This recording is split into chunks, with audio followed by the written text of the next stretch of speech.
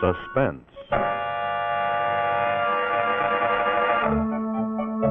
Your host tonight on the Autolite Theater is the maker of the famous wide-gap Autolite resistor spark plug. Ignition engineered by Autolite, makers of complete ignition systems for many of America's finest cars.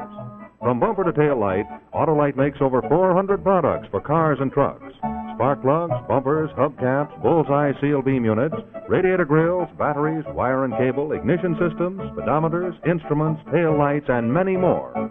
So remember, from bumper to tail light, you're always right with Autolite.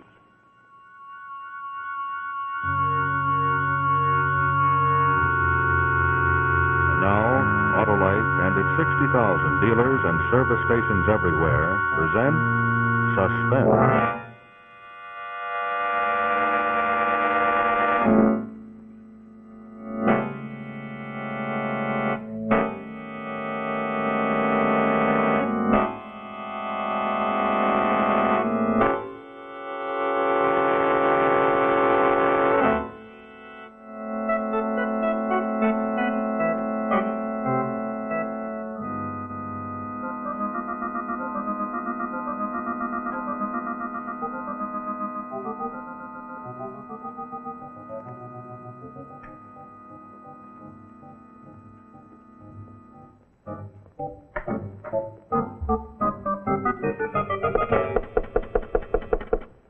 Yes, come in.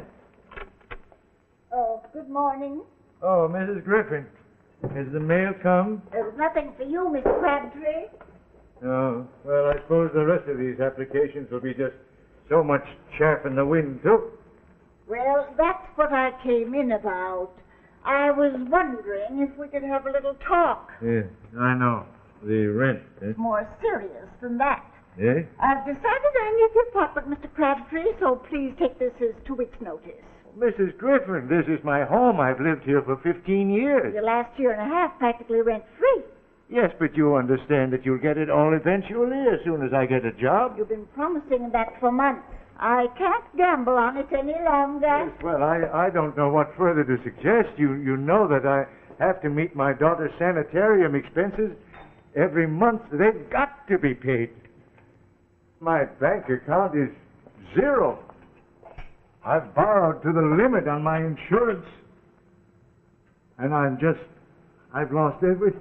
I've nothing more to pawn. Well, then it's high time you cut your coat according to your cloth. I do. I deny myself everything. I walk everywhere. I don't even smoke anymore. Oh, trivial expenses, Mr. Crabtree. There's one major item you could cut down on. You could bring your daughter Anne home from that expensive sanitarium. There are state institutions that take care of mental cases for nothing. Never. I'll never send her to one of those places. She would die. I know she would. The doctor told me that only expert care and understanding treatment would pull her through. Well, you can't pay for those things any longer with your rent money. I don't want to behave like a dragon. We'll make it 4 weeks' notice if that will help, Annie. But in 2 weeks I shall have to show the apartment to prospective tenants.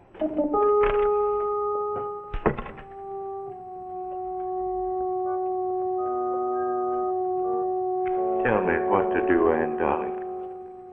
I'm at my wit's end.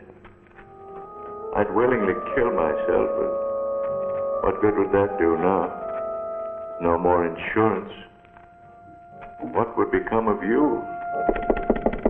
Mr. Crabtree, this young lady's come to see you about an advertisement you answered. Oh, yes, of course. Well, come in, Miss... My name is unimportant. Oh. I'm merely a spokesman in this matter. And it's highly confidential. Oh, would you mind... Oh, well, I was just going. Yes, come in. Now, Mr. Crabtree, about your application. Oh, which one? You see, I've answered so many. This. Oh? Man wanted for hard work at moderate pay. Sober, honest, industrious. Former accountant, aged 55 to 60. Write details, send references, box 111, general delivery, New York. Yes, I answered this a month ago. I'd given up hope of hearing. It took a month to investigate you. Well, you must be thorough. My employer leaves nothing to chance. Oh. Tell me, Mr. Crabtree, do you feel qualified to operate your own establishment?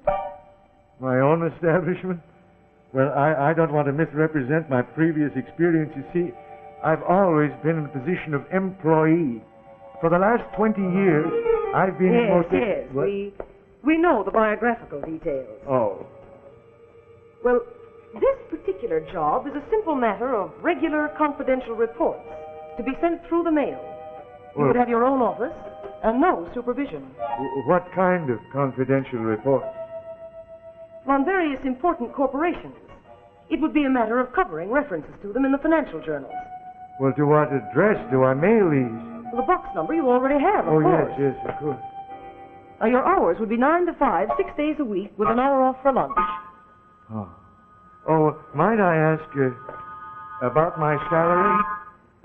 I'm empowered to offer you $100 a week. Oh. Do you mind if I sit down? No. This is the address of the office. Eh? Room 1202, 581, East 42nd Street. One of these keys is for the door, one for the desk, and the other for a filing cabinet. You will report tomorrow at 9 a.m. sharp. Mr. Crabtree, am I to gather from your attitude that you're dissatisfied with this offer? Oh, no.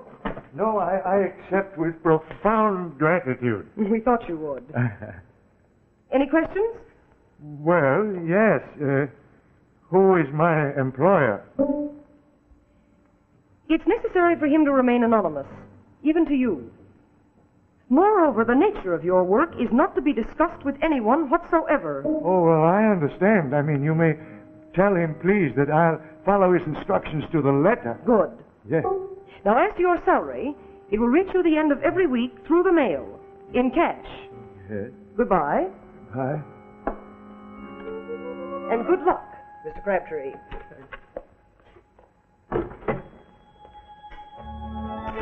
I can't believe it. It's going to be all right, and now you will get well. Hello, darling. Is it all right for me to talk? Good. I just couldn't wait to tell you. It went off perfectly. My dear, he's ideal, just exactly what we've been looking for. I put on such a marvelous performance, he hasn't any idea it isn't a bona fide job. Yes, I'll phone the building right away and tell them to put his name on the office door.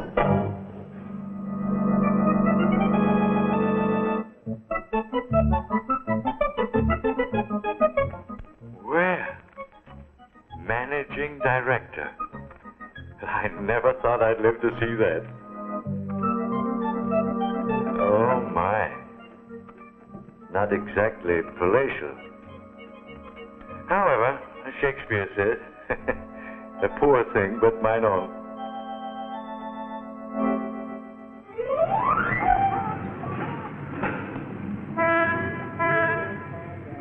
Bird's eye view of termites scurrying to work. Yeah, this makes me dizzy. Besides, it's very cold.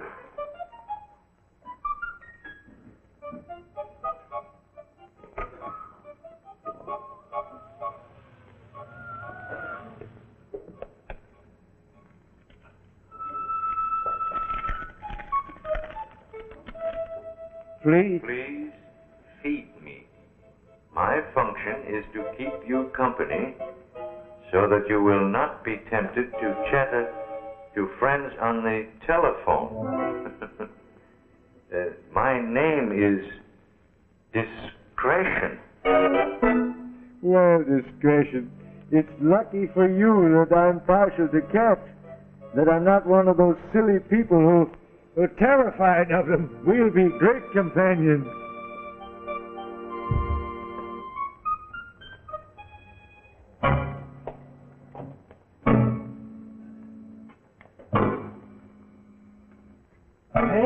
Nailed to the floor. That's odd. Here. Hello.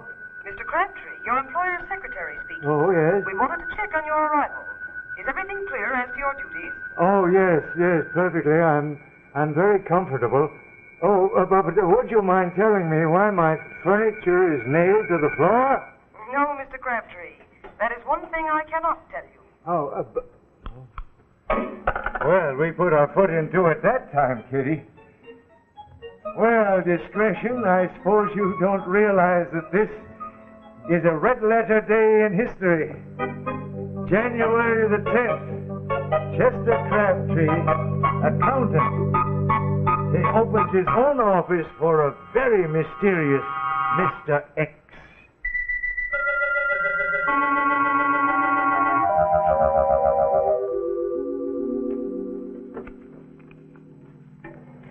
Well, listen to this, Pussy. Some optimistic person wants me to contribute to a fund for the revival of the 18th Amendment. Yes, come in. Mr. Crabtree, I give you one guess as to who I am. Oh, could you be my employer, sir? I always think of you as Mr. X. You may continue to call me that. Oh, thank you. Well, I'm very proud to make your acquaintance, sir, at long last. Won't you take my chair, sir? I'm afraid it's the only one. And it's not through an oversight, Mr. Crabtree, that it is the only one. Oh. It's malice aforethought, a small detail in an elaborate plan, but I'll explain all that in its turn. Yes. I find it very stuffy in here. Oh. Open the window, will you? Yes, sir. From the bottom. And wide. That's better. I think we should always fill our lungs with fresh air when we can, Mr. Crabtree. They can so easily cease to function. Yes, sir. Well, Mr. Crabtree, I believe in coming to the point without preamble. You are content with your job and your salary? Oh, yes, sir. I've never been so happy, sir, and I hope that my reports have met with your satisfaction. I haven't read them. I burned them on arrival, unopened. You what? You burned them? It comes as a shock to you to discover that their real function is to lull you into a state of security. False security. Well, sir, I must say I don't follow you, sir. Well, you have actually been employed by me for work of a very different nature. What sort of work, sir? I want you to help me to dispose of a personal problem. Oh, well, naturally, I'd do anything to be of help. Anything? Then tell me, Mr. Crabtree, how would you go about killing a man? I, sir? Yes, that's why I've hired you. To carry out a very ingenious murder.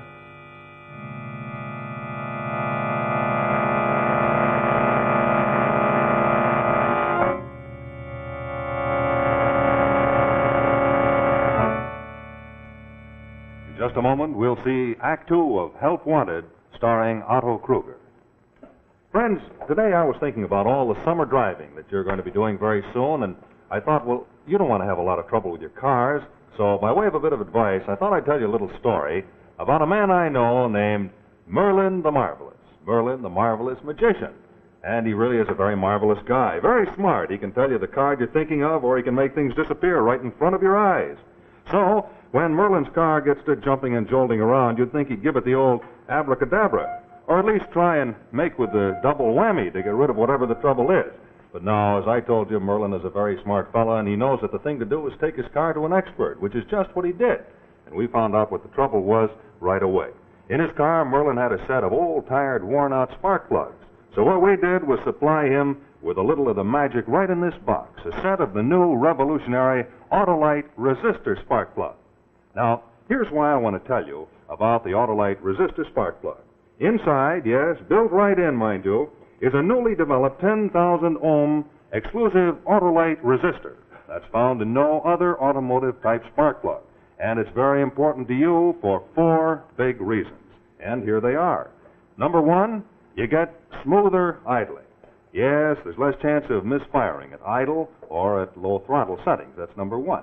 Reason number 2, actual gas savings. You see, with the Autolite resistor, you have better performance with leaner gas mixtures, so you actually save gas.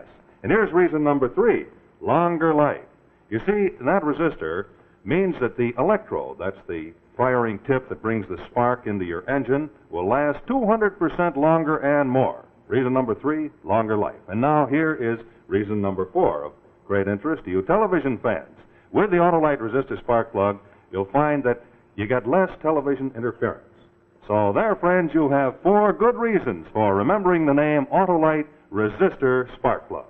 Well, our friend Merlin, the marvelous magician, had very good reasons to remember the name Autolite resistor spark plug, because we went ahead and put a set in his car, and he was all fixed up, ready to go off to the magician's convention with a hat full of slick new tricks. And in addition to that, he has some really very good advice for you, and that is, you're always right with Autolite. Now, here is Act 2 of our suspense story, Help Wanted.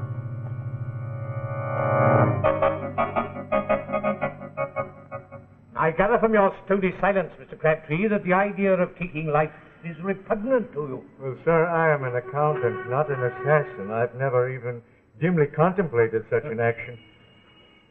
I envy you the serenity of your existence. Unfortunately, I have never contemplated anything else for 5 unhappy years. Well, who is this man that you want eliminated? A common blackmailer who's setting too high a value upon his silence for the moment. He is my wife's first husband. When we married, she thought him dead.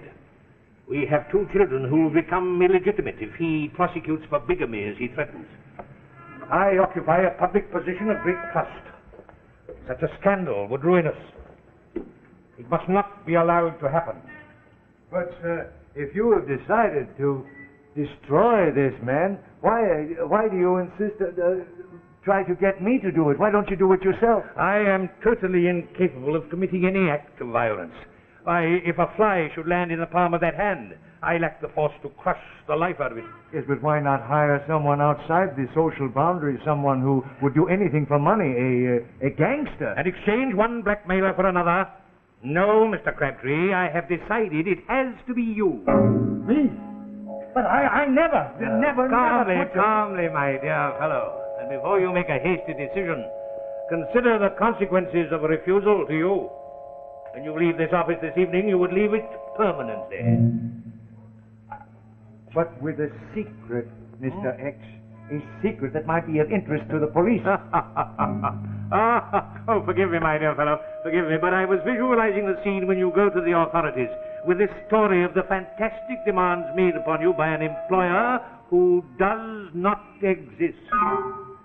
Yes, sir, but this office, all the subscriptions to the magazines, you paid for everything. Through the mail, by cash, in your name. But then you inserted the advertisement in the newspaper. Anonymously. Of course, it would not be impossible for you to discover my real identity, but it would only lead you to an institution for the mentally deranged.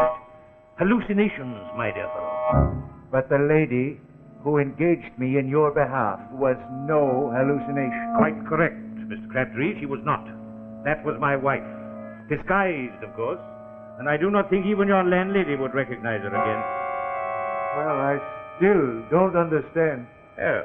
Why you want to pick on me? Then I will explain. My advertisement was intended to attract the man to whom a steady salary might mean a matter of life and death.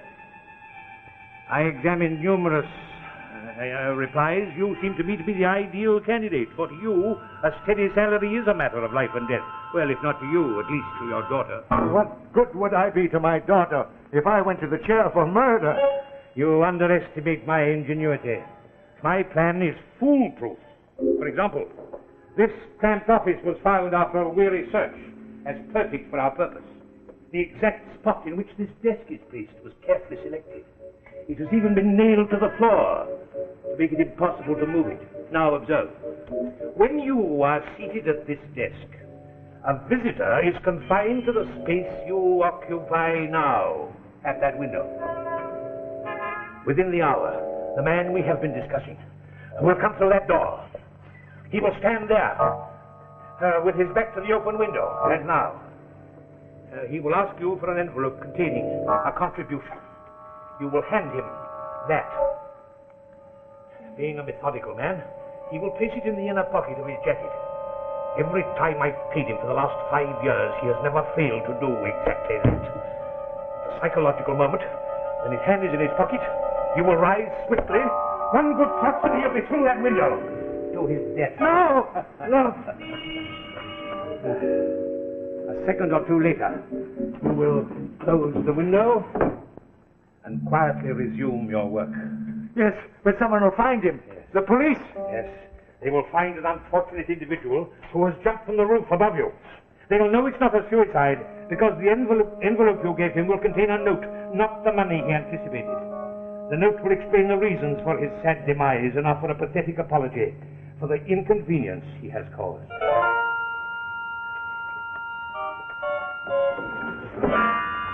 Now, Mr. Crabtree, if I am never blackmailed again, I shall know that you have carried out your function as my employee.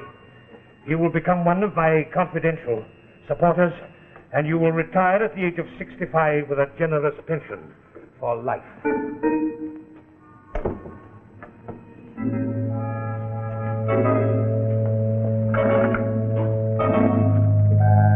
Hello.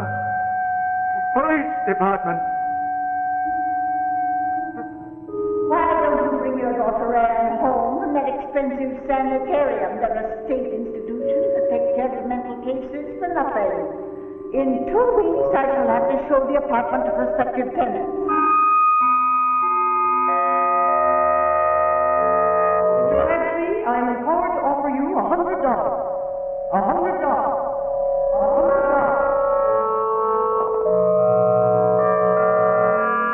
Before making a hasty decision, consider the consequences of a refusal to you. When you leave this office this evening, you will leave it permanently. But you could become one of my confidential supporters and retire at the age of 65 with a generous pension for life. For life. For life. Come in. Mr. Crabtree, Yes. I am hoping, sir, to obtain a contribution from you. Sir, it is my... I know. I have it here. Thank you. That's most satisfactory. Do you mind if I open it? Oh, no, you're not. Cat. You're... Keep him away from me. Cats terrify me. Please don't let him come near me. Please keep him away from me.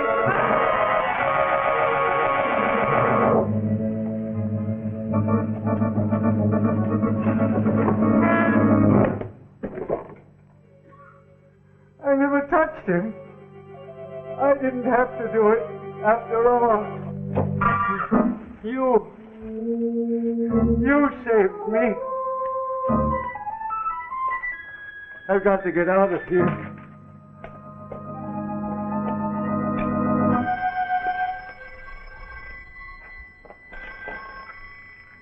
Hello? Yes, this is Crabtree. I was standing at the opposite corner at the end of the block. I saw a man fall from the 12th floor. Congratulations, my dear fellow. Yes, but I didn't do it. It was an accident. He fell by accident. You did give him that letter. Yes, I did. But I didn't touch him. He saw my cat and he became terrified and he backed up and he fell down. But my dear Crabtree, I hope you are not going to spoil everything when it is all going so splendidly by losing your head. It would be most unwise to tell that, shall we say, cat and bull story to the police. Now, you heard nothing. You saw nothing. Go on quietly working at your reports. Yes, sir. Sir, but sir!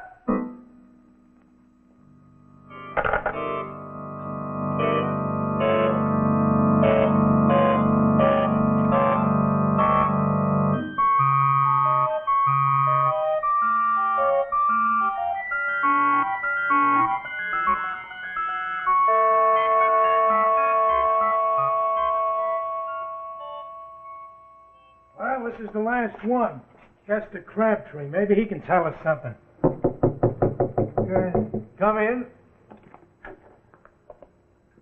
Hope we're not interrupting, sir, but there's been an accident. Oh? About an hour ago, a man fell from this building and was killed. We want to ask you a few questions. By all means, do. This your office? Yes.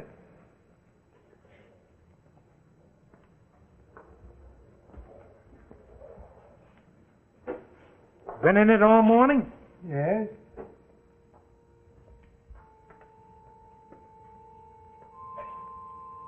That door open any time? No, I always have the door closed when I work. Then you wouldn't be in a position to see anyone going up the stairs across the hall. No, I wouldn't.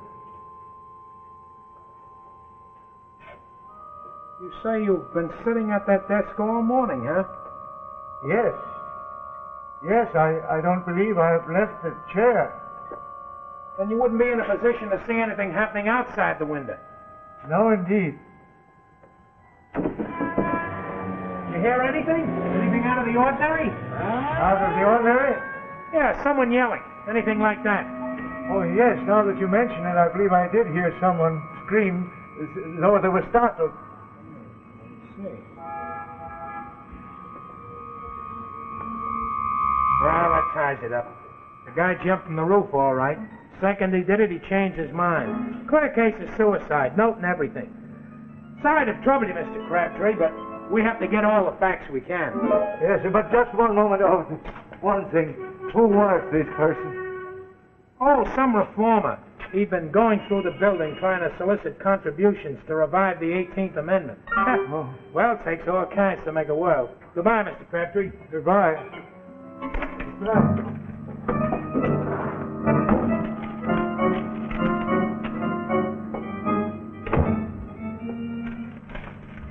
Mr. Crabtree, Yes. I've been informed by a certain party that you have a contribution for me. Oh. No. No, I gave it to the... No, sir. I have nothing for you.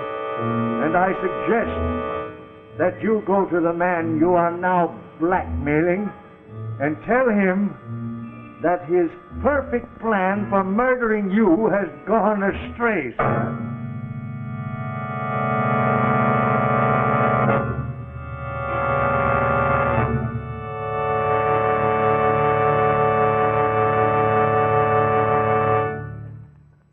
Thank you, Otto Kruger, for a wonderful performance in Help Wanted. This is Rex Marshall speaking for Autolite, and in just a moment I'll tell you about next week's Suspense presentation. But right now, here's a parade of some of the more than 400 Autolite products which are made in their plants from coast to coast. Here come the horns, the windshield wipers, the relays, the ignition coils, and, of course, the batteries. Autolite Stay Full batteries. The batteries that need water only 3 times a year in normal car use. There's spark plug wire, battery cable. And there come the Autolite starting motors, followed by the distributors and the generators. And there are the gas gauges. Here come the spark plugs, ignition-engineered resistor spark plugs. Look at that precision, typical of Autolite, for Autolite means precision engineering. So insist on Autolite original factory parts at your neighborhood service station, car dealer, or repair shop. It's a good thing to remember, friends, that from bumper to tail light, you're always right with Autolite.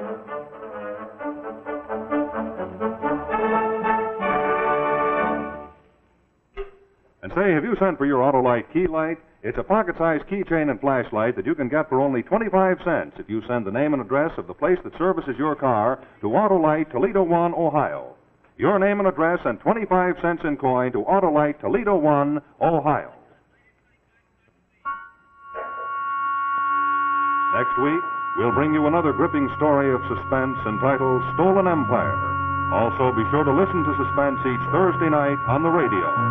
And now, good night from Autolite. This is CBS, the Columbia Broadcasting System.